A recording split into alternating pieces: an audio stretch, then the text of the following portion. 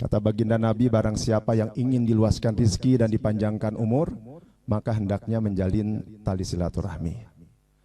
Yang kedua, dalam kesempatan ini saya juga ingin menyampaikan atas nama pribadi dan juga atas nama Golden Future Indonesia, selamat datang kepada seluruh hadirin sekalian. Terima kasih telah memenuhi undangan kami, dan kami tidak akan melupakan budi baik Bapak Ibu, rekan-rekan sekalian untuk hadir di tempat ini. Yang berikutnya, kami juga perlu menyampaikan maksud dan tujuan dari diselenggarakannya dialog kebangsaan pada siang hari ini di tempat ini.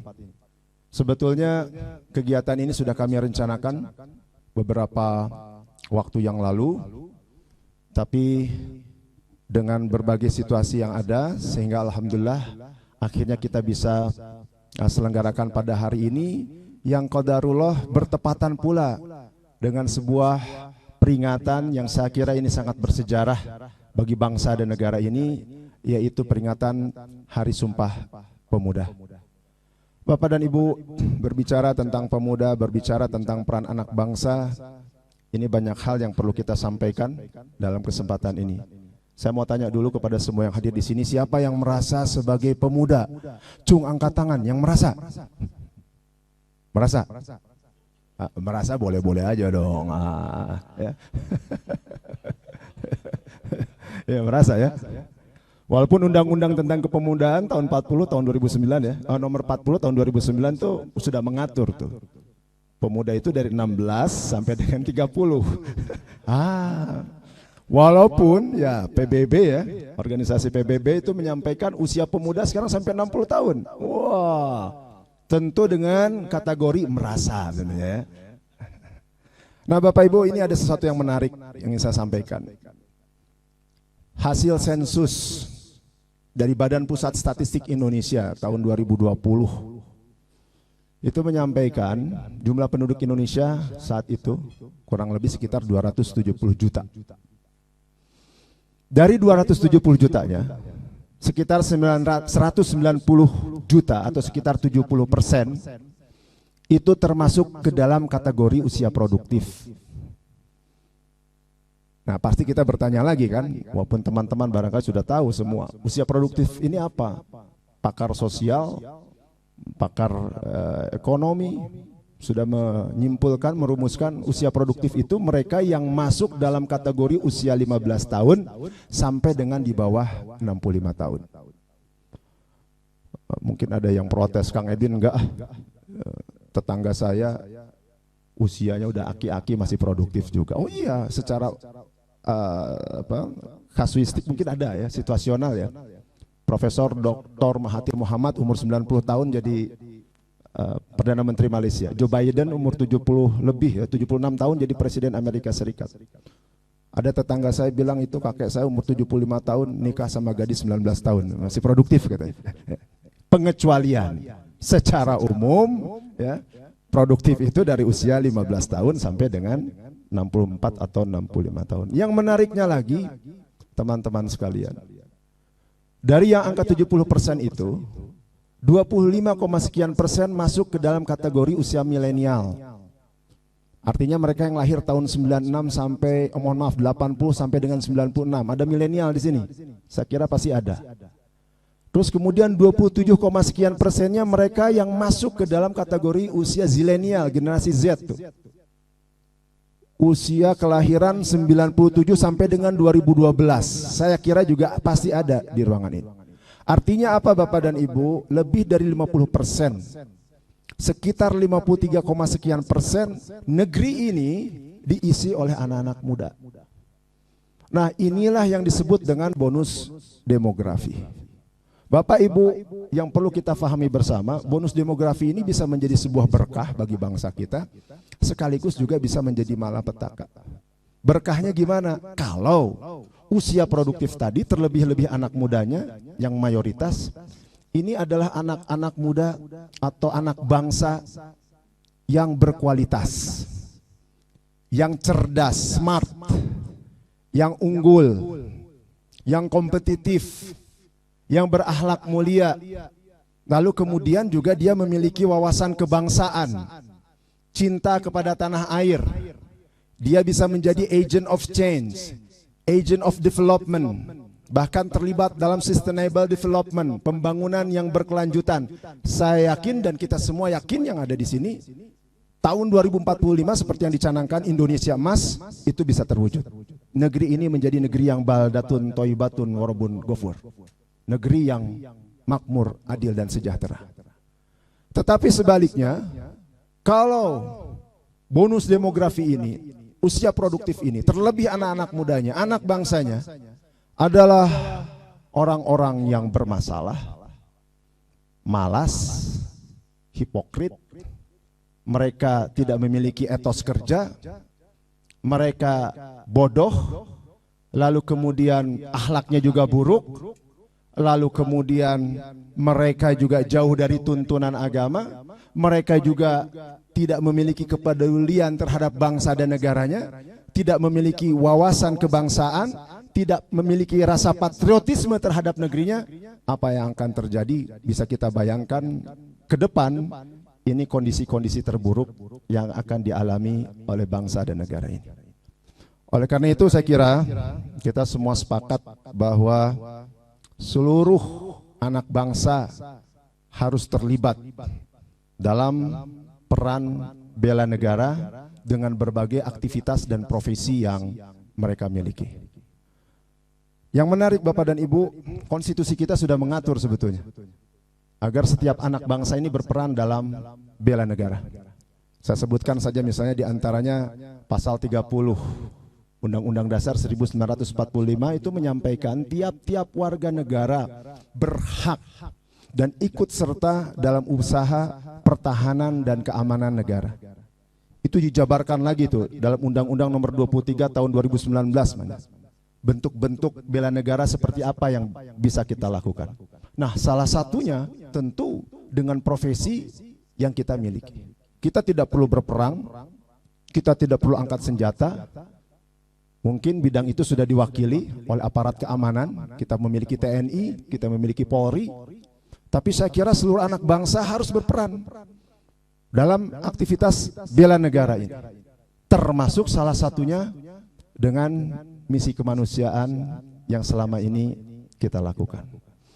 Bapak Ibu, kalau saya boleh bilang, NGO kemanusiaan ini sebetulnya adalah aset, great capital.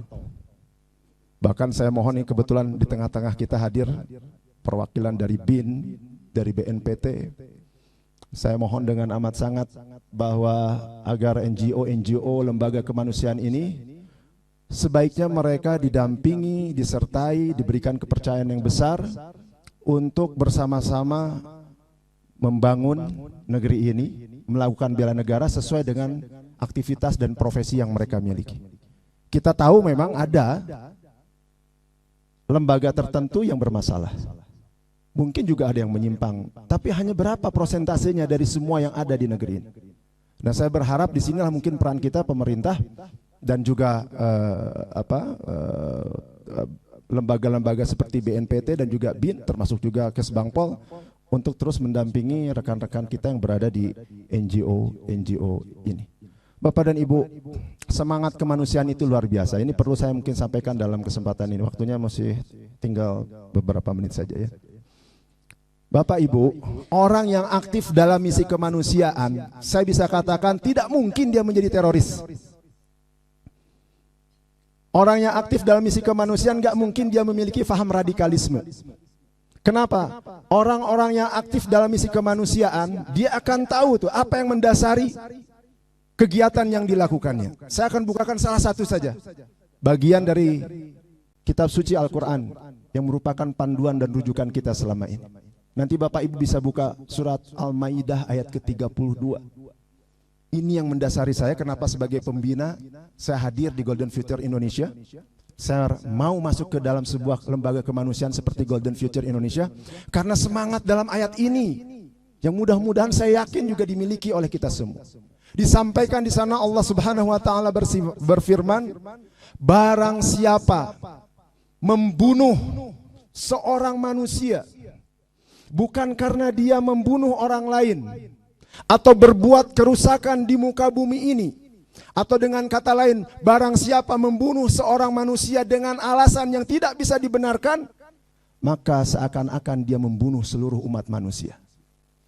Dan barang siapa memelihara kehidupan seorang manusia, maka seakan-akan dia memelihara kehidupan seluruh umat manusia. Ini adalah nilai yang agung dan luhur dalam misi kemanusiaan yang dimiliki, dan mudah-mudahan inilah yang menjadi semangat kita bersama di dalam melaksanakan misi-misi kemanusiaan kita. Apalagi baginda Nabi Muhammad SAW bersabda, la yu'minu ahadukum hatta yuhibba li akhihi ma yuhibbu li nafsihi. Tidaklah beriman seseorang di antara kalian sebelum mencintai saudara-saudaranya sebagaimana mencintai dirinya sendiri. Bapak Ibu, negara memiliki tugas. Ini dituangkan dalam konstitusi. Kita bisa sebutkan pasal 28 misalnya, 28H Undang-Undang Dasar 1945. Disampaikan di sana, setiap orang berhak hidup sejahtera lahir dan batin, bertempat tinggal dan mendapatkan lingkungan hidup yang baik dan sehat, serta berhak memperoleh pelayanan kesehatan. Dan kita tahu bahwa di negeri ini tentu ada tempat-tempat yang tidak terjangkau seluruhnya oleh pemerintah. Disitulah saya kira ada peran serta dari lembaga-lembaga kemanusiaan ini. Kita tahu bahwa pembangunan Bapak Ibu tidak bisa dikerjakan oleh pemerintah sendirian. Kita mengenal istilah yang dinamakan dengan pentahelix. Ada 5 unsur yang harus disinergiskan, dikolaborasikan kalau ingin mewujudkan pembangunan yang ideal bagi bangsa negara kita. 1, pemerintah, jelas. Yang kedua, masyarakat. Dan saya kira NGO seperti Golden Future Indonesia adalah bagian daripada masyarakat itu. Yang ketiga, siapa lagi? Para pelaku usaha, para pengusahanya. Yang keempat, akademisi. Dan yang kelima, media. Di sini kita ketahui bahwa sangat-sangat diperlukan sinergitas dan kolaborasi dari segala pihak untuk mewujudkan pembangunan di negeri ini. Saya kira ini adalah satu misi besar yang harus difahami oleh seluruh NGO, ya. Dan saya tetap ingin menyampaikan dalam setiap kesempatan, jadilah pejuang-pejuang kemanusiaan yang cinta kepada tanah air, yang menjadi seorang patriot kepada negerinya, dan dimanapun kita berada, kita buktikan bahwa bangsa Indonesia adalah bangsa yang memiliki nilai-nilai kemanusiaan yang beradab, berakhlak mulia, dan berbudi luhur. Saya kira itu yang saya sampaikan dalam kesempatan ini, mudah-mudahan bermanfaat. Terima kasih sekali lagi dari kami atas kehadiran Bapak dan Ibu sekalian. Dan sesuai dengan budaya Melayu, tadi Vida menyampaikan pantun, itu harus dibalas lagi dengan pantun tuh. Boleh ya? Siap untuk mendengarkan? Kalau bagus ngasih hadiah apa? Cakep. Ahmad Dhani ngajak Raffi Ahmad ke Surabaya. Belanja di mall, beli banyak pakaian. Kalau ingin mewujudkan Indonesia yang damai dan sejahtera, yuk aktif bela negara dengan misi kemanusiaan. Lagi boleh? Luna Maya berantem sama Dewi Persik. Babak belur dibawa ke rumah sakit di Cimahi. Kalau ingin jadi orang yang keren dan asik-asik, yuk bersama-sama mencintai NKRI. Terima kasih Bapak dan Ibu. Usikum wa nafsi bittaqwallah. Assalamualaikum warahmatullahi wabarakatuh. Waalaikumsalam warahmatullahi wabarakatuh. Luar biasa sekali. Boleh berikan tepuk tangan hadirin sekalian